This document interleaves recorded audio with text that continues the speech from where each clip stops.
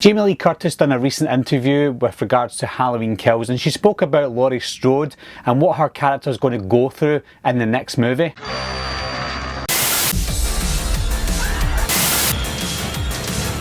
Everybody's a suspect! Coming to get you, Bobber. Wolfman's got Nards!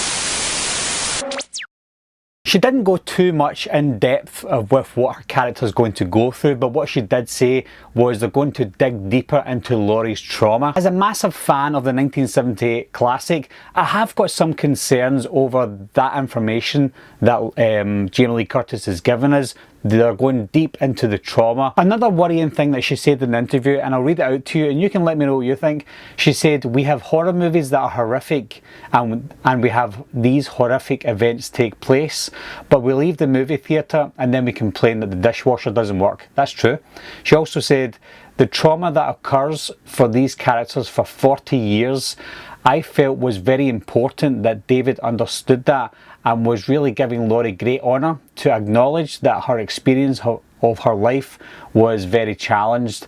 Now, for a horror movie and for an in-depth horror movie, that's great. That's what we want to see in this type of horror movie, that this woman has went 40 years with what she experienced back in 1978. 40 years later, we see this character all torn up and broken and fighting for her life. That's great for a horror movie.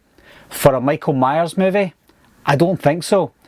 What has John Carpenter been saying about all the previous Halloween movies? What has Jamie Lee Curtis said about a few of the Halloween movies as well? We don't need to know the backstory. We learned that from the Rob Zombie remake from 2007. We don't need to know all these details. I know they're not getting into the whole past of Michael Myers, but they are in a way. They're bringing back Tommy, they're bringing back Lindsay, which I'm happy with.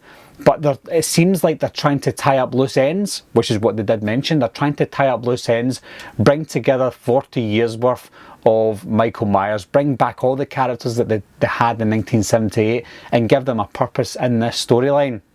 Again, it's good that they're doing that, but at the same time they're contradicting themselves because they don't want to know, and neither do I. I don't want to know all the ins and outs of Michael Myers.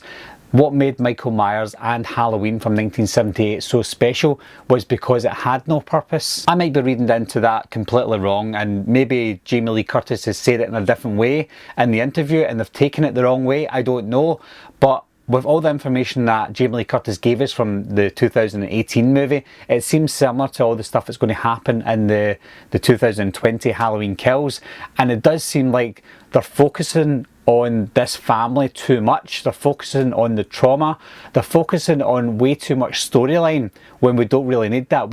I know this does sound a little bit cliche, but we do want to see Michael Myers out there killing random people. That's what he done in 1978, and we want to see that continue.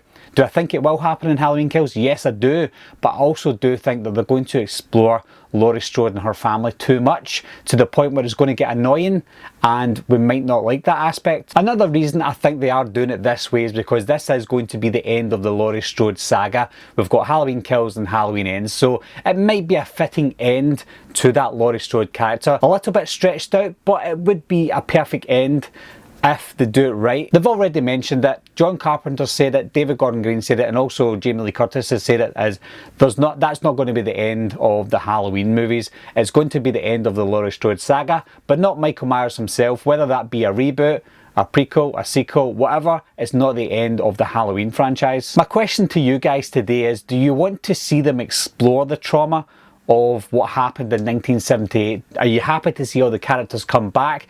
But what do you think it means with all the in-depth information that we're getting with Michael Myers? I don't want them to make that mistake that they did in 2007 with the Rob Zombie remake. But what are your guys' thoughts? Are you happy to see more information, or would you like to see it just like we did in the 1978 classic? Anyway guys, thanks a lot for watching again. Thanks for subscribing. I'll see you soon. Bye bye.